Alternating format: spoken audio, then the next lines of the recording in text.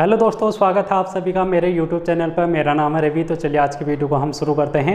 और आज हम बात करेंगे गणित की RO के लिए, यानी कि मैथमेटिक्स के क्वेश्चन हम करने वाले हैं। इसमें हम एक टॉपिक को डिस्कस करेंगे। अभी तक हम लोगों ने RO के लिए गणित की जो क्लास हैं, मैथमेटिक्स की जितनी भी क्लास है 9-10 क्लास मैंने आई थिंक करा रखी हैं आप लोगों को। बहुत पहले ही प्लेलिस्ट बना के आप लोगों को दे दी है, जिसमें फाउंडेशन बैच करके आप लोगों के सामने वो देखने को मिलेगा। उसी का एक पार्ट आज हम डिस्कस करने वाले हैं, जिसमें हम क्वेश्चन प्रैक्टिस करेंगे। और अधिशासी अधिकारी की भी तैयारी आप लोग कर ही रहे होंगे, तो अधिशासी अधिकारी के लिए भी गणित की क्लास आप लोगों के लिए कराई जा रही है। 2 क्लास मैंने आप लोगों को अभी तक सांख्यिकी के स्टैटिक्स के क्वेश्चन दे दिए हैं। आप लोगों ने वो किए होंगे, बहुत से स्टूडेंट ने वो वीडियोस देखी हैं। और मैंने तब आप लोगों से ये कहा था कि किसी स्टूडेंट को कोई क्वेश्चन समझ में नहीं आता है तो आप लोग मेरे से टेलीग्राम चैनल पर पूछ सकते हैं। और अगर किसी को किसी भी क्वेश्चन में दिक्कत हो तो आप वहाँ पर पूछ सकते हैं। तो एक स्टूडेंट ने कुछ क्वेश्चन मेरे को भेजे थे टेलीग्राम चैनल पर, तो वो ग्रुप में भी भेजे हैं, आप लोग भी देख सकते हैं।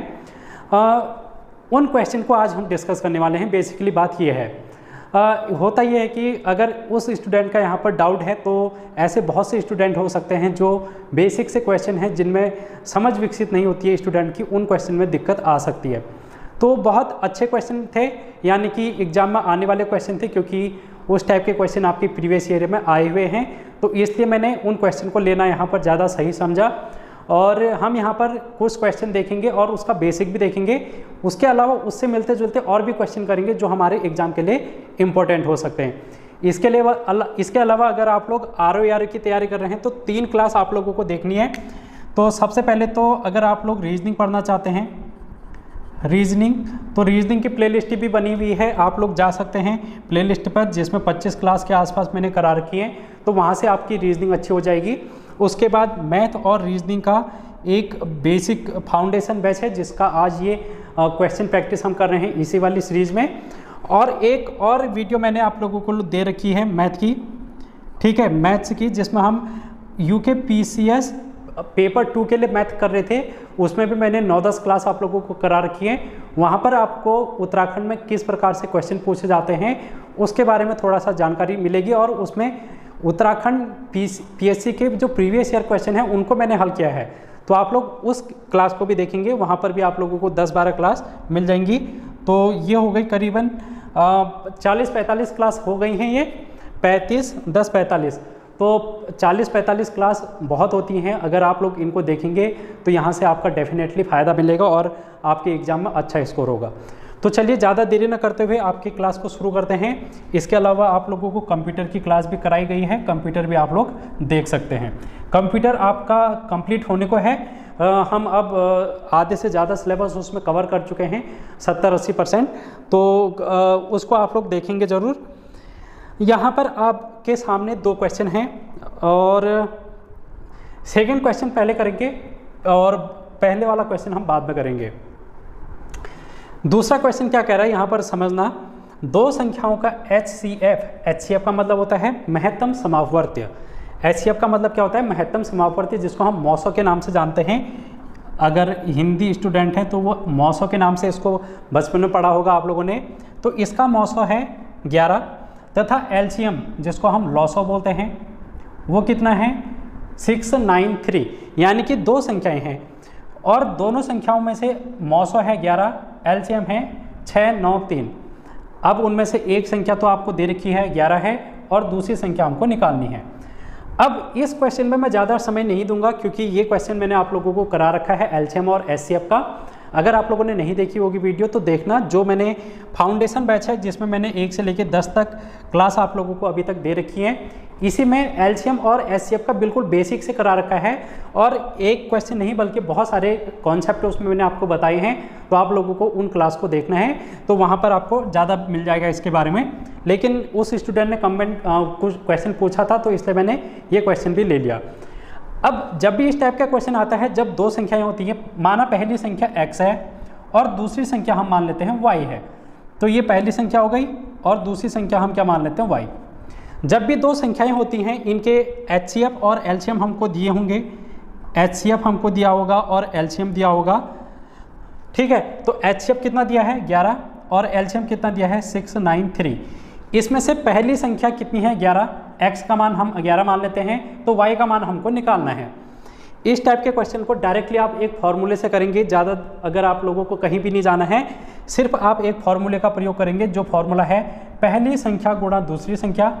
तो यहाँ पर आप लिखेंगे पहली संख्या गुणा दूसरी संख्या बराबर LCM गुणा HCF। पहली संख्या गुणा दूसरी संख्या बराबर LCM गुणा HCF।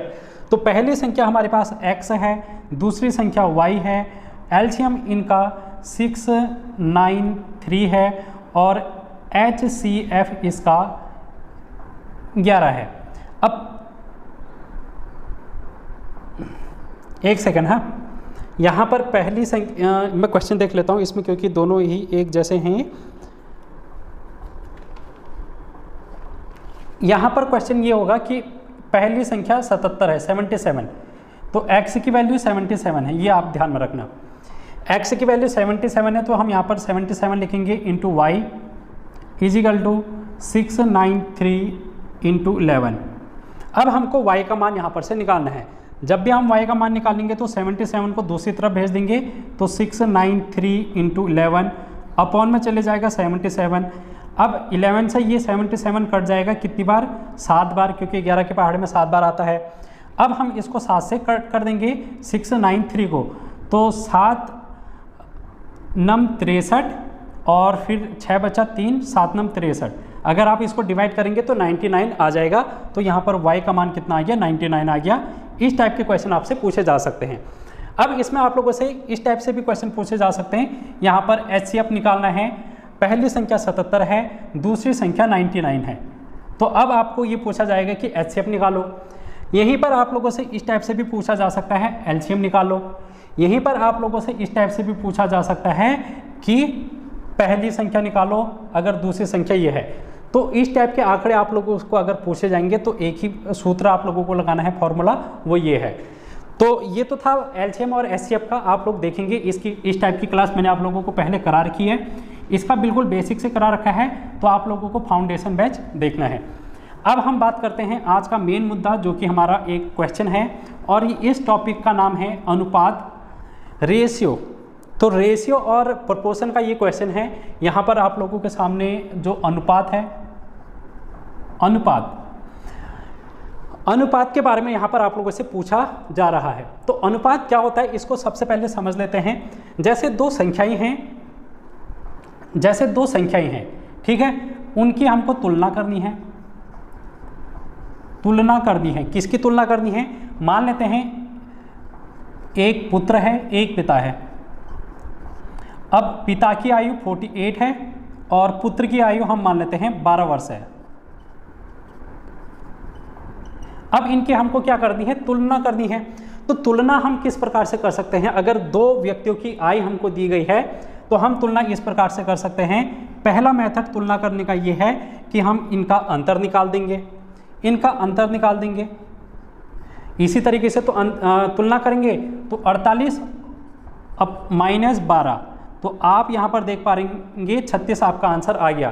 तो आपने तुलना किया तो आपको क्या पता चला, जो पिता की आयु है वो 36 वर्ष अधिक है पुत्र से, ये एक तुलना हो गई। दूसरी तुलना आप क्या कर सकते हैं कि पुत्र की आयु पिता से 36 वर्ष कम है, तो ये दूसरी तुलना हो गई, जो कि हमने माइनस करके किया, अंतर निकाल के किया। लेकिन एक तुलना हम भाग विधि से भी कर सकते हैं। भाग विधि से कैसे करेंगे, यहाँ पर देखो, पिता की आयु हम लिखेंगे, पिता की आयु अपॉन पुत्र की आयु। पिता की आयु आपके सामने 48 है और पुत्र की आयु 12 है, तो आप इसको डिवाइड करेंगे तो ये कितना आ जाएगा, 12 36 12 चौक 48, तो 4/1 आ गया, 12 एकम 12 12 चौक 48। तो आपको यहाँ पर क्या पता चला दोस्तों कि पिता की जो आयु है वो 4 आपको देखने को मिल रहा है अनुपात में। ये जो मान हमारा आया 4/1, ये क्या निकल के आया, ये अनुपात निकल के आया। ये एक्चुअल मान नहीं है, ये एक्चुअल आयु नहीं है, क्योंकि एक्चुअल आयु तो 48 और 12 है, लेकिन ये क्या निकल के आया हमारे पास, ये निकल के आया रेशियो। अब रेशियो से हमको क्या पता चला कि पिता का 4 है और पुत्र का 1। इसका मतलब ये है कि जो पिता की आयु है वो पुत्र से 4 गुना अधिक है, और इसका मतलब ये भी निकल सकता है कि पुत्र की आयु पिता से 4 गुना कम है। तो हमने यहाँ पर देखा कि भाग विधि से जब हम कर रहे हैं तो उसका जो हमारा पास रिजल्ट आ रहा है वो अनुपात के रूप में आ रहा है, और जब हम यहाँ पर अनुपात की बात करेंगे तो हम यहाँ पर डिवाइड की बात करेंगे, यानी कि भाग की बात करेंगे, और इसी तरीके से हम यहाँ पर क्या करेंगे, अनुपात को निकालेंगे।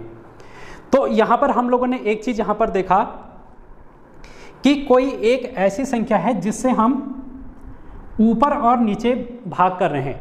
यहाँ पर आप लोगों ने 12 में भी किसी से भाग किया और 48 में भी किसी से भाग किया कट करने के लिए। तो 12 में किसका भाग दिया, 12 का दिया।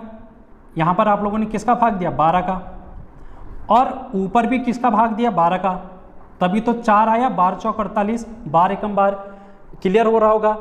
तो आप लोगों ने कोई एक ऐसी संख्या जो कि फिक्स संख्या है उससे ऊपर और नीचे भाग दिया। हम ये भी तो कह सकते हैं कि अगर इस 4 में ये जो 4/1 आया, इसमें जिस संख्या से हमने भाग दिया जो फिक्स संख्या थी, इससे अगर हम गुणा कर दें नीचे भी ऊपर भी, तो ये आयु तो आ जाएगी उनकी जो एक्चुअल आयु है 12 चौक 48 और 12 एकम 12। ये बात क्लियर हुई। तो यहाँ पर ये जो 12 है वो एक अभीष्ट संख्या आ गई, दोनों में एक कॉमन संख्या आ गई, जो कि इनका क्या है, एक अनुपात हमको देखने को मिल रहा है कि 12 के अनुपात में ही है। किसके अनुपात में है, 12 के अनुपात में। तो हम इसको, अगर हमें नहीं पता होता कि ये 12 के अनुपात में है, तब हम इसका मान क्या मान लेते, x मान लेते। हम इसका मान क्या मान लेते, x मान लेते। तो इस तरीके से, ठीक है। तो x वाली चीज़ अभी आप रहन दो, x वाली चीज़ अभी रहन दो, क्योंकि ज़्यादा लोड लग रहा होगा। फिलहाल आप लोग इसको यहीं पर तक समझें कि हमने किसी एक ऐसी संख्या से भाग किया है और उसी संख्या से जब हमने गुणा किया तो वही हमारे पास एक्चुअल आयु आ गई। ये है बेसिक, जो कि हमको रेशियो में देखना पड़ेगा। अब हमने यहाँ पर एक चीज़ ये देखा कि अच्छा, हम एक चीज़ और देखते हैं, यहाँ पर एक चीज़ और देखते हैं। देखो, अब यहाँ पर आप लोग इस प्रकार से, अगर 5 साल बाद, 5 वर्ष बाद, 5 वर्ष बाद इसकी आयु कितनी हो जाएगी, इसकी आयु हो जाएगी 12 5 17 वर्ष, और इसकी आयु कितनी हो जाएगी, इसकी आयु हो जाएगी 53 वर्ष। कितनी हो जाएगी दोस्तों, 53 वर्ष हो जाएगी पिता की आयु। अब इनका हम क्या निकालेंगे, अंतर निकालेंगे। इनका हम क्या निकालेंगे, अंतर निकालेंगे। तो अंतर कितना आएगा, तो अंतर आएगा 13 में से 7 गया 6, 5 में से 4 में से 1 गया 3, तो 36 ही अंतर आया। 36 क्या आया हमारे पास, अंतर आया। तो आप यहाँ पर देख पा रहे हैं कि चाहे वर्ष कितने भी बढ़ जाएं, 5 वर्ष हमने बाद देखा या 10 वर्ष बाद देखा या 20 वर्ष बाद देखा या 100 वर्ष बाद देखेंगे, तो इनके बीच का जो अंतर है वो हमेशा 36 रहेगा। इनके बीच का हमेशा अंतर 36 रहेगा। आप लोग इस बात को यहाँ पर नोट करना कि हमेशा जब भी हम किसी दो संख्याओं के बीच में अनुपात निकालते हैं तो उनके बीच जिससे हम तुलना कर रहे हैं, जो हमारा तुलना करने वाला मान निकला जो 36 है, वो हमेशा एक जैसा होगा, चाहे उसमें हम 10 वर्ष बाद कहें या 10 वर्ष पहले की बात कहें, तो उससे फ़र्क नहीं पड़ना चाहिए। तो ये है बेसिक। अब हम इस क्वेश्चन पर आते हैं। इस बेसिक को आप लोग कहीं पर लिख लें, ये हर क्वेश्चन में हमारे काम आएगा और आपको यहाँ पर 1 नंबर दे जाएगा। देखो, अब इस क्वेश्चन में हम आते हैं। यहाँ पर A और B का अनुपात दे रखा है 2:3, B और C का अनुपात दे रखा है 4:5। हमको निकालना है A, B और C का अनुपात। आप इसे इस तरीके से मान सकते हैं, एक है पुत्र, एक है पिता, एक है दादा। ये A को आप मान लो पुत्र, B को मान लो पिता और C को मान लो दादा। अब यही वही चीज़ आ गई जो अभी हम लोगों ने पढ़ा, पिता और पुत्र, लेकिन इसमें एक और व्यक्ति आ गए, दादाजी। अब हम ये देखेंगे कि पिता और पुत्र की आयु में कितने भी समय का अंतर हो, उनका एक अनुपात समान रहेगा, जिससे हम अंतर निकाल लेते। जो अभी हम लोगों ने 36 देखा वो तो एक जैसा ही रहेगा चाहे कितने भी वर्ष का अंतराल हो। तो इस बात को यहाँ पर भी समझना। अब तो हम इस टाइप के क्वेश्चन को करने के लिए देखो किस तरीके से करते हैं। इसके करने के यहाँ पर 2-3 मेथड है। हम उन 2-3 मेथड में नहीं जाएंगे, हम एक बेसिक सा मेथड समझने की कोशिश करेंगे जो हर कहीं पर लग जाएगा, और उसको आप लोगों को एक बार कहीं पर लिख लेना है। जब भी क्वेश्चन आएगा उस मेथड से अगर आप करेंगे तो आपका आंसर आ जाएगा। तो हमको किसका मान निकालना है? A अनुपात B अनुपात C का मान निकालना है। अब पहली कंडीशन क्या है? पहली कंडीशन में A और B का मान हमको दे रखा है, A और B का मान। और दूसरी कंडीशन में हमको क्या दे रखा है दोस्तों? B और C का मान दे रखा है, B और C का मान। तो आप मुझे ये बताएं कि B यहाँ पर भी आ रहा है और यहाँ पर भी आ रहा है, और B क्या है? पिता है। B क्या है? पिता है।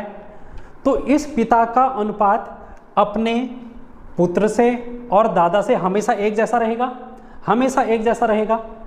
लेकिन आप यहाँ पर देख पा रहे हैं कि अगर मैं B का मान देखूं, पहले वाली कंडीशन में आप देखेंगे अगर B का मान ये रहा B का मान यहाँ पर 3 है और यहाँ पर B का मान 4 है। तो ये अलग अलग है। B का मान यहाँ पर कितना आ गया? 3 और यहाँ पर 4। तो मैंने पहले ही आप लोगों से कहा कि अनुपात हमेशा एक जैसा होना चाहिए, यानी कि यहाँ पर कोई ना कोई दिक्कत हो रही है। इस क्वेश्चन में कोई ना कोई दिक्कत हो रही, क्यों? क्योंकि यहाँ पर 3 है, यहाँ पर 4, जबकि B तो हमेशा एक जैसा ही होना चाहिए, चाहे यहाँ पर आए चाहे यहाँ पर आए, क्योंकि वो तो पिता की आयु है। चाहे हम उसका अनुपात पिता के साथ निकालें या पुत्र के साथ निकालेंगे, उसका एज तो वही आना चाहिए जो उसकी है। तो इसलिए यहाँ पर 3 और 4 नहीं आना चाहिए, कुछ ना कुछ दिक्कत हो रही है। तो इस दिक्कत को हम यहाँ पर सॉल्व करेंगे इस विधि से। और ये विधि क्या कहती है? जैसे पहली वाली कंडीशन में हमने A B, इसमें पिता नहीं, इसमें आप लोग यहाँ पर देख पा रहे हैं पिता नहीं है, C नहीं है, तो हम C नहीं है तो C की जगह इस B को इस तरीके से यहीं पर लिख देंगे। दूसरी वाली कंडीशन में हमने देखा B और C हैं, पिता और दादाजी हैं, लेकिन इसमें बेटा नहीं है। बेटा कौन है? A। तो A नहीं है तो इसको इधर को खिसका दो, B को। आप लोगों ने खिसका दिया तो यहाँ पर हमने B को ही लिख दिया। अब आप इसको इनके मान रख दें, A B B। A का मान 2 है, B का मान 3 है और फिर B का मान 3 है। नीचे वाले में देखो B का मान कितना है? यहाँ पर 4, B का मान कितना है? 4 और C का मान कितना है? 5। अब हमको क्या करना है? इनको गुणा कर देना है। क्या कर देना है? गुणा कर देना है। तो 4 दूना 8, 3 चौक 12 और 5 तिया 15। तो ये क्या आ गया हमारे पास? जो हमारे पास ऊपर था A B C, तो ये किसका अनुपात आया? A B C का अनुपात आया। और हमसे यही पूछ रहा है A B C का अनुपात क्या होगा। तब अब हमको यहाँ पर से जो पिता है, पिता का मान जो है वो 12 के अनुपात में है। ये अब एक फिक्स हो गया, ठीक है, पुत्र के लिए भी दादाजी के लिए भी। तो ये इस तरीके से आप लोग इसको समझने की कोशिश करना, और यही मेथड हम हर किसी क्वेश्चन में लगाने वाले हैं। क्लियर हुआ होगा? इस टाइप के क्वेश्चन और करें, और करते हैं, आप लोगों को और समझ में आएगा। इस टाइप के क्वेश्चन और कर लेते हैं, आपको ज़्यादा समझ में आएगा।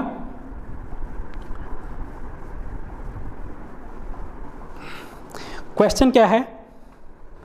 क्वेश्चन आपके सामने है, सेकेंड क्वेश्चन है ये अनुपात का। x = 1/3y और y का मान है y = 1/2z, और हमको अब निकालना है तब x y और z का मान हमको निकालना है। x y और z का अनुपात हमको निकालना है। क्वेश्चन क्या है? क्वेश्चन ये कह रहा है यदि x बराबर 1/3y है तथा y बराबर 1/2z है, तब x y z का अनुपात क्या होगा, हमको ये निकालना है। तो हम यहाँ पर पहली कंडीशन देखेंगे, x बराबर 1/3 y है। अब आप लोग मुझे ये बताएं कि ये 1/3 और y का क्या हो रहा है, गुणा हो रही है, गुणा हो रही है। अब इस y को हम दूसरी तरफ ले आएंगे तो ये गुणा में जो संख्या है वो बट्टे में आ जाएगी, यानी कि भाग में आ जाएगी, और यहाँ पर 1/3 ऐसे ही रहेगा। अभी हमने कहा कि जो अनुपात है उसमें हम दो संख्याओं का भाग करते हैं, तो आप लोग इसको इस तरीके से लिख सकते हैं कि x अनुपात y का मान 1/3 आ गया।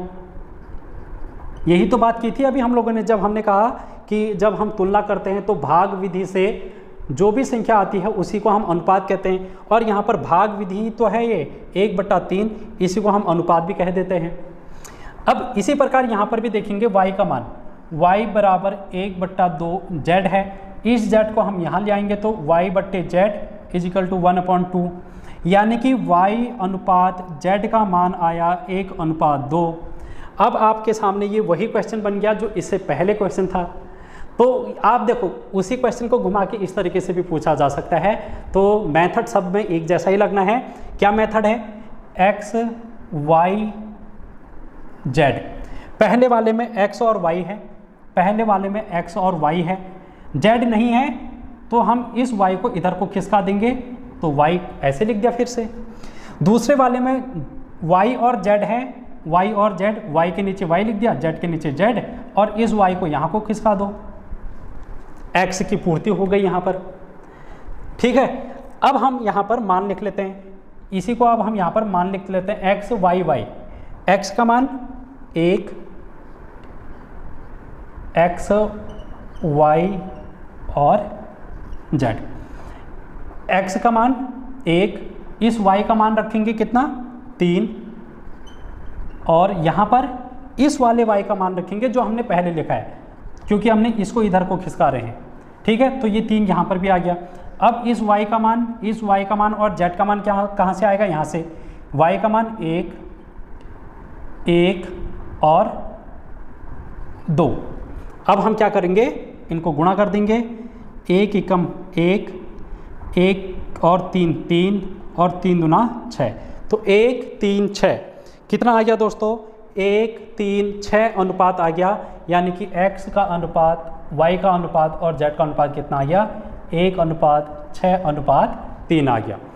क्लियर हुआ होगा, आई थिंक हो चुका होगा क्लियर। एक और क्वेश्चन करेंगे, एक और क्वेश्चन करते हैं इसी पर आधारित।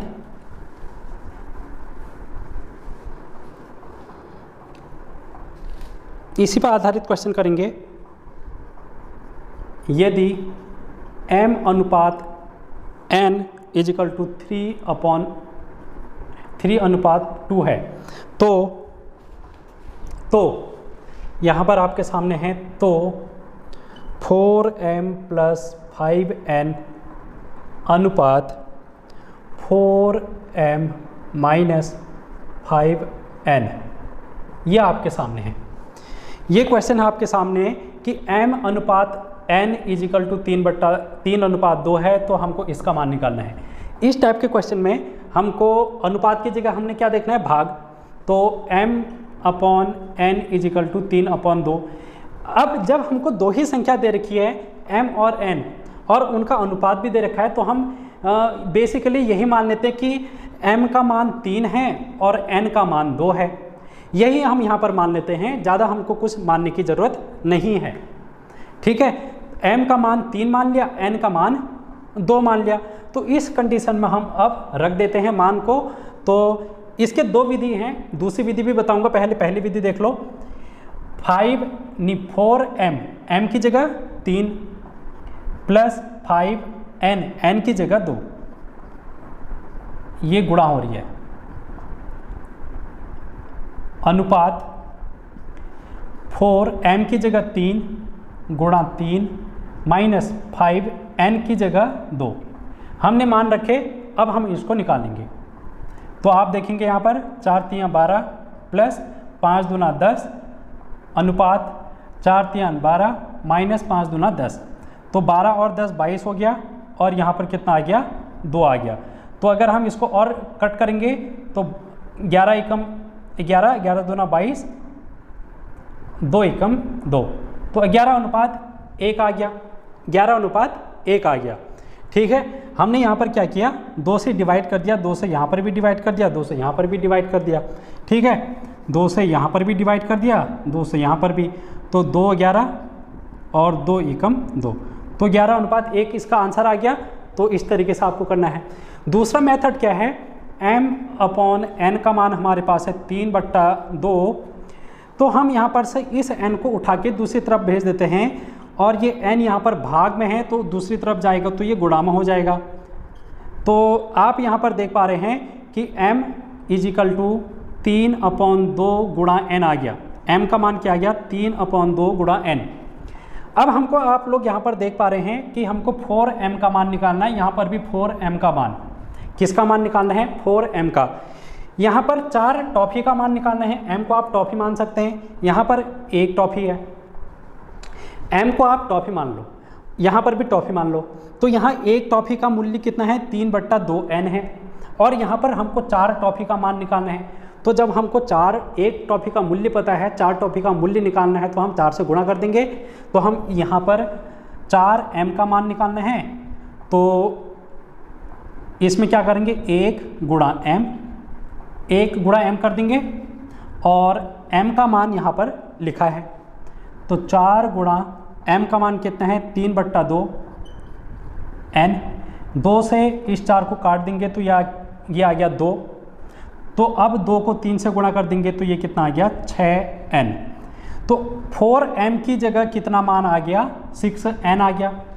कितना आ गया दोस्तों, 6n आ गया। ये किसकी जगह आया, ये आया 4m की जगह। तो 4m की जगह हम 6n रख देंगे इस वाली समीकरण में जिसमें हमको निकालना था। 4m की जगह 6n लिख देंगे, तो 6n + 5n,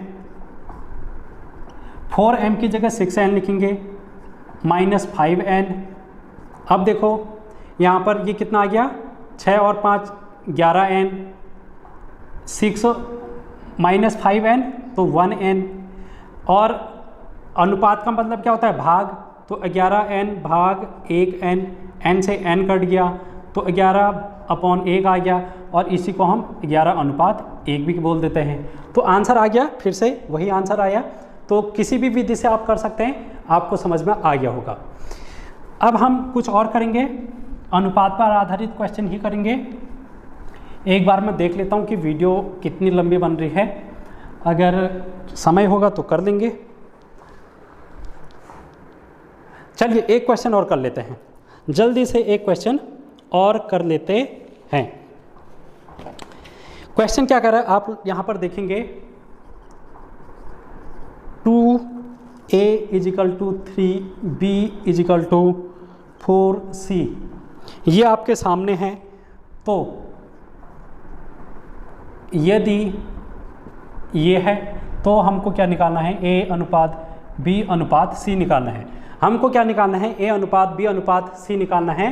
तो आप इसको जल्दी से करेंगे। हम यहाँ पर किस तरीके से करेंगे देखेंगे, इसको हम किस तरीके से करेंगे देखते हैं। तो सबसे पहले हम इन दोनों को ले लेते हैं, पहले के दो को, a और b को ले लेते हैं। 2a = 3b हमने लिया। अब देखो ये 2 की गुणा a से हो रही है और 3 की गुणा b से हो रही है। अगर मैं a और b को एक साथ ले आऊँ और बाकी 2 और 3 को एक साथ ले आऊँ तो क्या होगा, आप यहाँ पर देख पाएंगे a, ये b को मैं यहाँ ले आऊँगा तो ये अपॉन में चला जाएगा, और ये 3 ऐसे ही रहा, ये 2 को दूसरी तरफ भेजूंगा तो ये अपॉन में चले गया। यहाँ से हमको क्या पता चला, a/b का मान पता चला 3/2। अब हम ये पीछे के 2 वालों को ले लेते हैं, 3b = 4c। वही चीज़ करेंगे यहाँ पर भी, b/c, इस c को मैं यहाँ अपॉन में ले आया और इस 3 को यहाँ अपॉन में भेज दिया। तो हमारे पास क्या आएगा, b/c का मान 4/3। अब हमको निकालना क्या है दोस्तों, हमको निकालना है a/b/c। हम क्या करेंगे, a और b, तो हम a और b का मान रख लेते हैं। a b, यहाँ पर c हमको नहीं पता पहली वाली कंडीशन में यहाँ पर, तो इसी b को इसी तरीके से लिख देंगे। अब दूसरी वाले केस में क्या करेंगे, b और c का मान पता है हमको, b और c का मान पता है, तो इस a का मान नहीं पता तो इस b को हम यही लिख देंगे। अब आप लोग यहाँ पर देखेंगे, पहले वाला a का मान है 3, b का मान है 2 और यही b का मान 2 इजिकल टू इस b में ये रहा b और ये रहा c। b का मान है 4, b का मान है 4 और c का मान है 3। इसको हम गुणा करेंगे तो ये 4 3 12, 4 दूना 8 और 3 दूना 6। ये क्या आ गया हमारे पास, a अनुपात b अनुपात c का मान आ गया कितना, 12 6 8। तो इसको और हम डिवाइड कर सकते हैं, 12 8 और 6 को किससे करेंगे, 2 से कर लेते हैं। तो 2 छंग 12, 2 चौक 8 और 2 तियाँ 6। तो ये कितना आ गया, 6 अनुपात 4 अनुपात 3 हमारा आंसर आ गया है।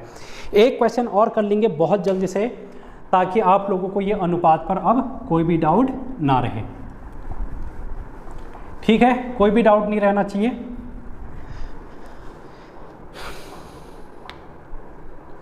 जल्दी से करेंगे। a अनुपात b इजिकल टू 5 अनुपात 7 है। इसी प्रकार c अनुपात d का मान हमारे पास कितना है, 2a अनुपात 3b, ये हमारे पास है। अब हमको क्या निकालना है, हमको निकालना है ac अनुपात bd हमको निकालना है। ठीक है दोस्तों, ये हमको क्या निकालना है, AC अनुपात BD हमको निकालना है। तो किस प्रकार हम निकालेंगे, ज़रा जल्दी से इसको भी देख लेते हैं। अब यहाँ पर आप देख पाएंगे,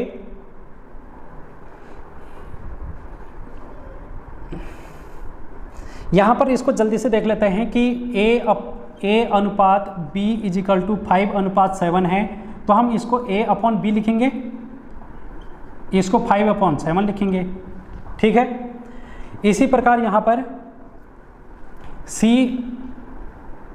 अपॉन D लिखेंगे, इसको is equal to 2A upon 3B लिख देंगे दोस्तों। हमने इसको अपॉन में लिख दिया। अब आप यहाँ पर C अपॉन D में 2 अपॉन 3 तो देख ही रहे हैं, लेकिन इसके बाद में A अपॉन B देख रहे हैं। बिल्कुल आपको दिख रहा होगा A अपॉन B, और A अपॉन B का मान यहाँ पर हमने देख लिया कितना है, 5 अपॉन 7। तो A अपॉन B का मान हम लिख देंगे 5 अपॉन 7। तो 5 और 2 को गुणा करेंगे 10 और 3 को 7 से गुणा करेंगे 21। तो ये हमारे पास C अपॉन D का मान आ गया, C अपॉन D का मान आ गया है। ठीक है, ये किसका मान आया, C अपॉन D का मान यहाँ पर से आ गया है।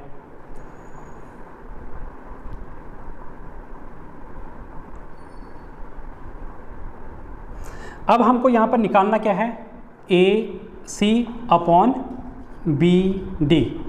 AC अपॉन BD निकालना है। तो A B का मान क्या है, A और B का मान हमारे पास है, यहीं पर लिख लेते हैं 5 अपॉन 7, और गुणा हम करेंगे किससे, C अपॉन D से।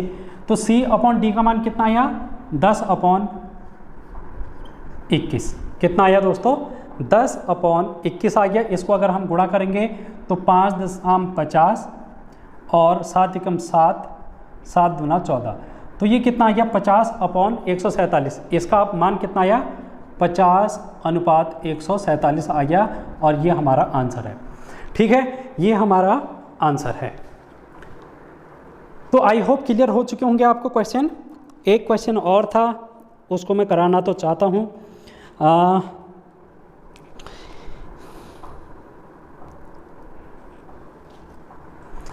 जल्दी से कर लेते हैं क्वेश्चन को, लंबी वीडियो हो भी गई है तो कोई बात नहीं, आपको क्वेश्चन समझ में आने चाहिए। आपके एग्ज़ाम की तैयारी हो रही है। यहाँ पर क्वेश्चन क्या कह रहा है, क्वेश्चन 2 संख्याओं का अनुपात, 2 संख्याओं का अनुपात 3 अनुपात 8 है, 3 अनुपात 8 है, 3 अनुपात 8 है, और अंतर 115 है, और अंतर 115 है। तब दोनों संख्याओं में छोटी संख्या कौन सी होगी, तब छोटी संख्या क्या होगी, ये हमको क्वेश्चन पूछ रहा है। अब दो संख्याओं का अनुपात है 3:8, 3:8। अब ये दो संख्याएं मान लेते हैं, एक है पुत्र और एक है पिता, क्योंकि हमने इसी से सीखा था। और 3:8 हम इसको देख लेते हैं, पुत्र का 3 है, पिता का 8 है। हमने उस समय क्या देखा कि ये इस तरीके से इसका मान आया था जब हम लोगों ने उस समय किया। और आप लोगों को याद हो तो हमने किसी एक संख्या से क्या किया, गुणा किया था, 12 से गुणा किया, ऊपर भी नीचे भी। तो अब हमको अगर देखना हो कि एक्चुअल में संख्या क्या है, तो एक्चुअल में संख्या क्या होगी, उस समय हमने 4/1 था, यहाँ पर हमने 12 से भी गुणा किया, यहाँ पर भी 12 से गुणा किया, यानी किसी एक संख्या से गुणा किया ना, ऊपर भी नीचे भी, तभी तो हमको इनकी एक्चुअल एज पता चली। 12 चौक 48, 12 एकम 12, तभी पता चली जब हमको अनुपात पता था और उस अनुपात में हमने किसी एक ऐसी संख्या से ऊपर और नीचे समान संख्या से गुणा किया तो हमको उनकी आयु पता चल गई थी उस समय। फर्स्ट में मैंने यही बताया था। तो इसी चीज़ का प्रयोग हम यहाँ पर कर रहे हैं। देखो कैसे, ये अनुपात दे रखा है 3:8, ये वाला अनुपात दे रखा है भी, जैसे यहाँ पर 4:1 है। तो ये 4:1 ये एक्चुअल संख्या थोड़ी है, ये तो अनुपात है, एक्चुअल संख्या ये है। और एक्चुअल संख्या कैसे आई, उस अनुपात से हमने गुणा किया जो दोनों में कॉमन है। तो यहाँ पर हमको कोई एक संख्या से ऐसे गुणा करना पड़ेगा जो कि कॉमन होगा, तो हम उस कॉमन को x मान लेते हैं। क्या मान लेते हैं, x मान लेते हैं। तो मान लिया कि ये कितना है, 3x है और ये कितना है, 8x है। ये पुत्र की आयु है 3x, पिता की आयु है 8x। आप इस तरीके से मान सकते हैं क्योंकि हमको x का मान पता नहीं है इसलिए। तो हमारे पास पहली संख्या आ गई 3x और दूसरी संख्या आ गई 8x। अब आप लोगों से क्या कह रहा है, इनका अंतर 115 है। तो इनका अंतर 8x माइनस 3x बराबर 115 है। ठीक है, इनका अंतर हम लोगों ने देख लिया। अब अंतर कितना आएगा, 8 में से 3 को माइनस किया, 5x इजिकल टू 115। x का मान कितना आ जाएगा यहाँ पर, 115/5। तो ये कितना आ जाएगा, 5 दूना 10, 5 तिया 15। तो x का मान आ गया 23। अब x का मान आ गया यहाँ से 23। तो आप यहाँ पर देखेंगे तो ये 3x का मान कितना आ जाएगा, अब इस 3x का मान कितना आ जाएगा, 3 गुणा 23।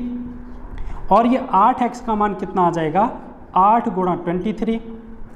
अब 3 गुणा 23 अगर हम करेंगे तो ये कितना आ जाएगा, 3 तिया 9, 3 दूना 6, 69 आ जाएगा। और इसी तरीके से अगर हम 8 से गुणा करेंगे, 8 तिया 24, 8 दूना 16, 16 और 2 18। ठीक है, 8 तिया 24, 8 दूना 16, 2 18। अब आप लोगों को वो पहली संख्या पता चल गई, पुत्र की 69 और पिता की 184। यानी कि दो संख्याओं में एक संख्या हो गई 69, दूसरी संख्या हो गई 184। अब आप लोगों से क्वेश्चन क्या पूछ रहा है, छोटी संख्या क्या होगी। तो छोटी संख्या आपको स्पष्ट तरीके से दिखाई दे रही 69, और बड़ी संख्या अगर पूछा जाता तो 184 इसका राइट आंसर हो जाता। क्लियर हो चुका होगा। अनुपात का एक महत्वपूर्ण टॉपिक आपके लिए, और ये बहुत ज़्यादा इंपॉर्टेंट है क्योंकि यहाँ से एग्जाम में क्वेश्चन बनते हैं। तो आज की वीडियो में इतना ही। वीडियो कैसी लगी कमेंट बॉक्स में ज़रूर बताना। मिलेंगे बहुत जल्द अगली वीडियो को लेकर। तो टेक केयर, बाय बाय।